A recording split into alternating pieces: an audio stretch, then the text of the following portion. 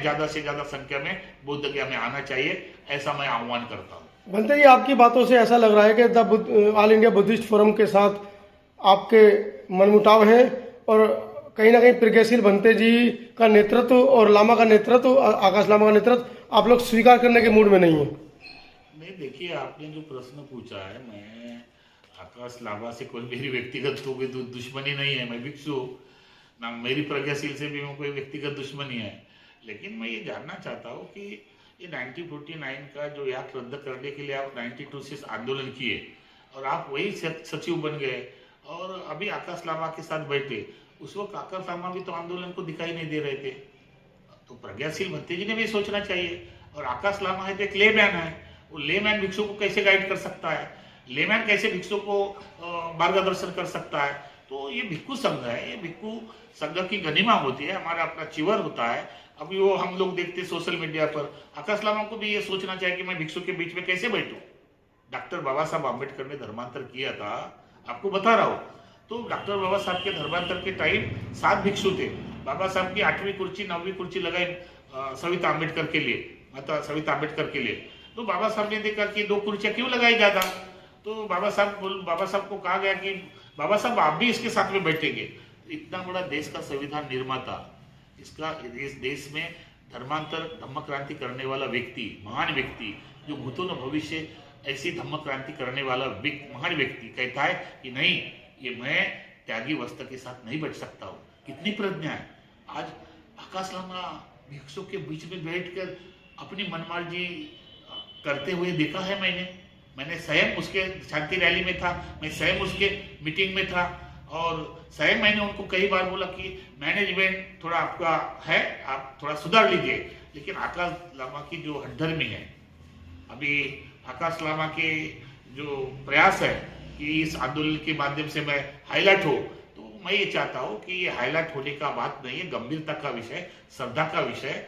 भिक्षुओं को इस आंदोलन की लीड करने देना चाहिए और उपासक लोगों ने उस आंदोलन को कोऑपरेट करना चाहिए। ये भूमिका के माध्यम में मैं हूँ। मेरा व्यक्तिगत कोई आकाश लामा से ईर्षा, कोई द्वेष, राग द्वेष नहीं है, ना प्रज्ञाशील से।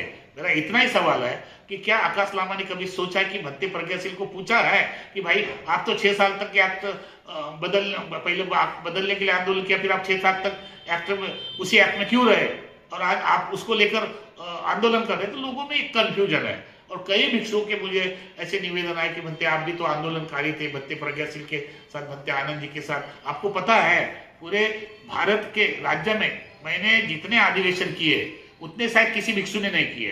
मैं उस आंदोलन का हिस्सा हूँ, उस आंदोलन की मजबूत कर ही रहा हूँ और मैंने इतने अधिवेशन किए जबकि 500-500 भिक्षु और लाखों की संख्या में लोग आते थे। और तब ये महाबोधि विहार का आंदोलन चलता था, उसमें चर्चा होती थी कि क्या करना चाहिए, क्या नहीं होना चाहिए, पारदर्शिता और एक दूसरे की ट्रांसपेरेंसी थी कि कहाँ से पैसा आ रहा, क्या से नहीं आ रहा, कितना खर्चा आ रहा, ये सब पारदर्शिता थी। तो बनते जी, आप लोग तो जो चंदा इकट्ठा हो रहा है वहाँ पर, उस पर भी सवालिया निशान उठा रहे हैं कि ऑल इंडिया बुद्धिस्ट फोरम का कोई अकाउंट नहीं है, सीधा आकाश लामा के अकाउंट में पैसा जा रहा है, या फिर प्रज्ञाशील जी का भी नाम आ रहा है कि उनका भी अकाउंट नंबर चल रहा है, ऐसा कुछ सुनने में आ रहा है। मैंने आप ही के चैनल के माध्यम से ऐसा सुना है कि कुछ भिक्षु चर्चा कर रहे हैं कि भाई जो ऑल इंडिया बुद्धिस्ट फोरम है उसका समिति का ऑलरेडी अकाउंट होता है, तो अकाउंट में ही पैसा लोगों से मांगा जाना चाहिए।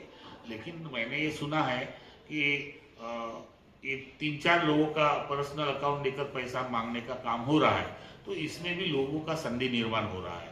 वास्तविक आंदोलन अगर करते हैं ऑल इंडिया बुद्धिस्ट फोरम के नाम से, तो उसका समिति का अपना अकाउंट होना चाहिए और उस समिति में कितने लोग हैं, उस समिति में कितने लोग मेंबर है, वो सब क्लियर होना चाहिए। अभी मुझे मालूम हुआ कि एक भत्ते जी के माध्यम से भूतपूर्व बिहार प्रदेश के सचिव सुशील जी, उनको भी निकाला गया है। अभी फिर निर्मल जी है, उन्हीं के साथ भी ऐसा व्यवहार कर पूरा है। तो ये उनके माध्यम से मालूम है, मेरा अपना कुछ भी नहीं, मैं तो कभी बोला ही नहीं। मैं तो सीधा बोल रहा हूँ, आकाश लामा जी हो या प्रज्ञाशील जी हो, कि भिक्षु संघ से बढ़कर कोई नहीं है। बड़े बड़े सीनियर भिक्षु है, बड़े बड़े पहुंचे हुए भिक्षु है, वो जो भारत के भिक्षु आएंगे, कर्मठ भिक्षु है, क्रांतिकारी भिक्षु है, अम्बेडकरी मिशन को आगे लेने वाले भिक्षु है। भी हमारे अनुज विनय आचार्य जी है, हमारे अनुज विमल कीर्ति जी है, ये तरुण तरुण भिक्षु काम कर रहे हैं। मुझे लगता है 25 साल के लगातार वो बुद्ध गया में है, हाँ, आंदोलन में जुड़े। अब उसी आंदोलन में उसी को बात नहीं करने दे रहे, उनको बात नहीं करना है, ये बात नहीं करना है, वो नहीं बोलना है, ये नहीं बोलना है। तो सबको तो स्वतंत्रता है अपने आंदोलन की बात करने के लिए। तो इसलिए मैं ये चाहता हूँ कि ये कंफ्यूजन दूर करने के लिए। तो भंते जी, क्या 2 अप्रैल का जो आप एक प्रेस कॉन्फ्रेंस रख रहे हैं, क्या उसके माध्यम से आप जो अपनी रणनीति बनाएंगे, क्या इसी आंदोलन को आगे चलाएंगे या अपना धरना किसी दूसरे नाम से किसी दूसरे जगह पर रखेंगे? देखिए, बाकी सारे भिक्षु 2 तारीख को आने के बाद उस पर चर्चा होगी, चिंतन होगा, और चिंतन मनन होने के बाद एक कोर कमेटी बनना चाहिए, हमारा भी ऐसा मत है। तो सारे भिक्षु अपने विचार प्रकट करेंगे और सारा का चर्चा होने के बाद एक डिसाइड किया जाएगा कि एक राष्ट्रीय कोर कमेटी बनाकर इस आंदोलन को कैसा अंजाम देना चाहिए, और भिक्षु संघ तय करेगा। तो किस किस तरह की कमेटी आप बनाना चाह रहे हैं इसके अंदर भंते जी, जो अभी तक आकाश लामा की टीम ने नहीं बनाई है? नहीं, हमारी तो पारदर्शिता होगी, 3-4 तरह की कमेटी होगी। न्यायपालिका में जाने के लिए कमेटी होगी, आंदोलन तेज करने के लिए कमेटी होगी, मेंबर ऑफ पार्लियामेंट में इस बिल को किस तरह से पारित कराने के लिए राजकीय लोगों से कैसे वार्तालाप होगा, उसके लिए कमेटी होगी। जो मीडिया में क्या बात रखनी चाहिए आंदोलन के संबंध में या के संबंध में, उसके लिए कमेटी होगी। जो प्रचार और पैसा आंदोलन कैसे किया जाता, उसके लिए अर्थ नियोजक कमेटी होगी। जो भिक्षु धरने पर बैठेंगे कंटिन्यू, उसको रहने की, अभी धूप आ रहा है, उसको कैसी तरह व्यवस्था मिल सकती है।